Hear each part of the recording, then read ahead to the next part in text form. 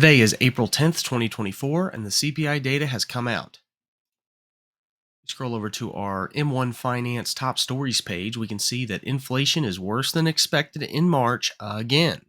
We also have the Treasury yield, the 10-year, specifically jumping to a 4.5%. Forbes, inflation worse than expected in March again. Who could have seen this coming?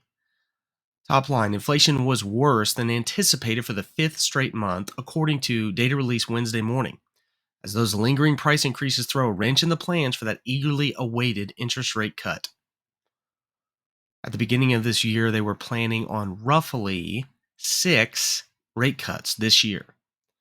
With this CPI pressure of a 3.5% with the CPI index, we will more than likely not receive 6 cuts this year. I believe the market is pricing in roughly 2. Again, let me know in the comments below if the price of groceries, rent, housing, anything in your life has gotten any easier over the last 2 years. Let's take a look at the 10-year. 10-year Treasury yield jumps back above 4.5%. It's the first time since I believe October that the 10-year has been this high. This will directly affect mortgage rates. Slide over here. Big jump. April 10th, 7.29% on a 30-year fixed mortgage. We can see our 52-week range over here on the right. Our high is still 8.03 for this session. FHA a little bit better with a 6.65. If you're in the market for a house, you're probably buying with cash with rates and asset prices as high as they are. Why do we need to invest as a younger generation? Stats like this: 73% of Gen Z ages 18 to 25 said that the current economy makes them hesitant to set up a long-term financial goal.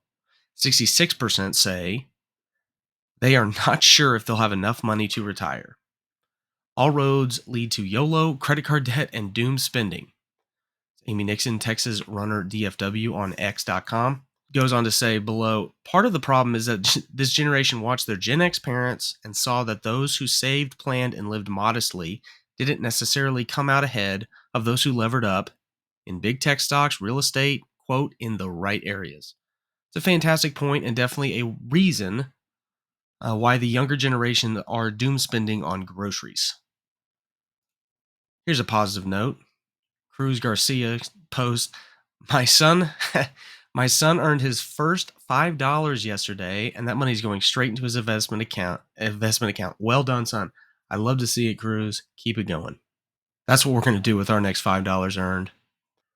That is why we invest what we can today to build and grow our future wealth with M1 Finance.